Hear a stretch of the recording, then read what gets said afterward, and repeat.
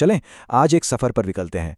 ये हमारे अपने सांस के निज़ाम का सफ़र है, ये समझने के लिए कि हमारा जिस्म बीमारियों के बारे में क्या इशारे देता है और हम उन्हें कैसे समझ सकते हैं। तो वो एक सवाल जो अक्सर जहन में आता है, एक आम सी छींक और एक गहरी परेशान कर देने वाली खांसी में आखिर फर्क क्या है? आइए आज इस राज को समझते हैं और जानते हैं कि हमारा जिस्म हमें क्या बताने की कोशिश कर रहा है। तो सांस की बीमारियां हैं क्या? असल में ये हर उस मसले का नाम है जो हमारे सांस लेने के पूरे सिस्टम पर असर डालता है, बिल्कुल नाक की नोक से लेकर फेफड़ों की गहराइयों तक। चलें इन्हें एक एक करके देखते हैं। ठीक है, तो चलें अपने सफ़र का आगाज करते हैं बिल्कुल ऊपर से, यानी हमारे निज़ाम तनफ़ुस के बालाई हिस्से से। ये वो आम इन्फेक्शंस हैं जिनका सामना हम में से अक्सर को होता है, और ये हमारे नाक, उसके आसपास की खाली जगहों यानी साइनस और कानों को निशाना बनाते हैं। अच्छा, यहाँ दो बहुत आम मसले हैं, साइनोसाइटिस और ओटाइटिस मीडिया। और मज़े की बात यह है कि दोनों हैं तो सोजिशी, लेकिन जगह बिल्कुल अलग है। एक का ताल्लुक नाक के आसपास से है तो दूसरे का कान के अंदर से। तो साइनोसाइटिस असल में है क्या चीज़? सीधे अल्फाज में ये हमारी नाक के आसपास जो हवा से भरी जगह है ना, उनकी सोजिश है। ये कुछ दिनों के लिए भी हो सकती है और कभी कभी तो ये हफ्तों तक पीछा नहीं छोड़ती।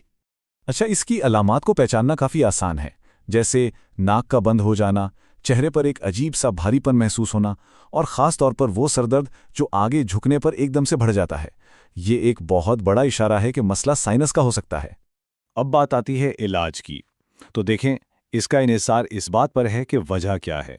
अगर ये वायरल है तो अक्सर खुद ही ठीक हो जाता है, लेकिन अगर बैक्टीरिया की वजह से है तो फिर एंटीबायोटिक्स की ज़रूरत पड़ती है, और बहुत पुराने केसेस में कभी कभी सर्जरी तक की नौबत आ जाती है।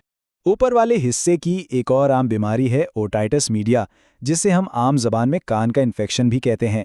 ये तब होता है जब कान के दरमियानी हिस्से में कोई माया जमा हो जाए और वहाँ बैक्टीरिया या वायरस को बढ़ने का मौका मिल जाए। इसके निशानियां भी बहुत वाज़ेह हैं। सबसे पहले तो कान में शदीद दर्द होता है, साथ में बुखार, कान से कुछ बहना, और कभी कभी तो ऐसा लगता है जैसे तवाज़ुन ही बिगड़ गया हो या सुनने में मुश्किल आ रही हो।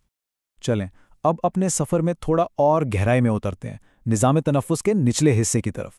और यहाँ पहुँचकर इन्फेक्शन ज़्यादा सीरियस हो जाते हैं, इसलिए इन पर ध्यान देना बहुत ज़रूरी है। निमोनिया ये वाकई एक संगीन इन्फेक्शन है। इसमें होता ये है कि हमारे फेफड़ों के अंदर जो लाखों छोटी छोटी हवा की थैलियां हैं ना, जिन्हें एल्वियोलाई कहते हैं, वो पानी या पस से भर जाती हैं।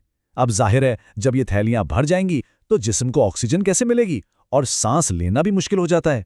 और इसकी संगीनी का अंदाज़ा इस बात से लगाया जा सकता है कि निमोनिया दुनिया भर में बच्चों में इन्फेक्शन से होने वाली अमवात की सबसे बड़ी वजह है। ये एक बहुत ही तशवीशनाक हकीकत है। निमोनिया की अलामात में अक्सर बलगम वाली खांसी होती है, सांस लेने में मुश्किल होती है और सीने में दर्द महसूस होता है। साथ ही बुखार, शदीद थकावट और अगर ऑक्सीजन की कमी हो जाए तो जिल्द नीली भी पड़ सकती है। तो फिर निमोनिया से लड़ा कैसे जाए? सबसे पहला कदम है तशखीस, यानी ये पता लगाना कि वजह बैक्टीरिया है या वायरस। अगर बैक्टीरिया है तो एंटीबायोटिक्स दी जाती हैं और दर्द और बुखार को कंट्रोल किया जाता है। और सबसे अच्छी बात यह है कि अब इससे बचाव के लिए वैक्सीन्स भी मौजूद है।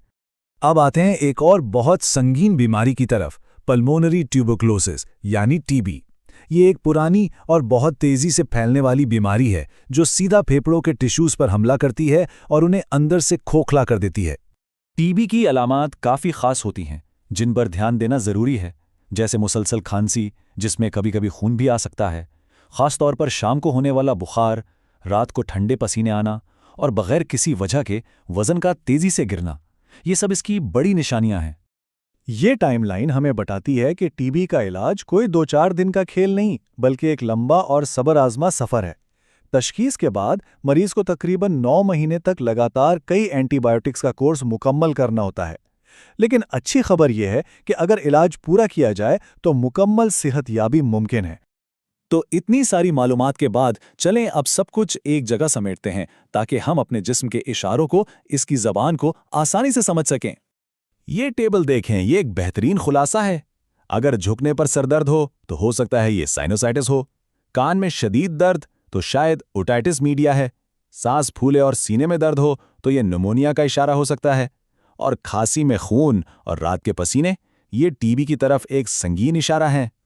तो हासिले कलाम क्या है? यही कि सबसे ज़रूरी बात है अपने जिस्म की आवाज़ सुनना, इन सिग्नल्स को समझना ही वो पहला और सबसे अहम कदम है जो हमें सही वक्त पर सही मदद हासिल करने की तरफ ले जाता है। हमारा सांस लेने का निजाम हर पल हर लम्हा बिना रुके काम करता रहता है। तो आज की सारी बातचीत के बाद असल सवाल यह है कि हम उसके भेजे हुए इन खामोश सिग्नल्स को नज़रअंदाज करने के बजाय उन्हें बेहतर तरीके से कैसे सुन और समझ सकते हैं।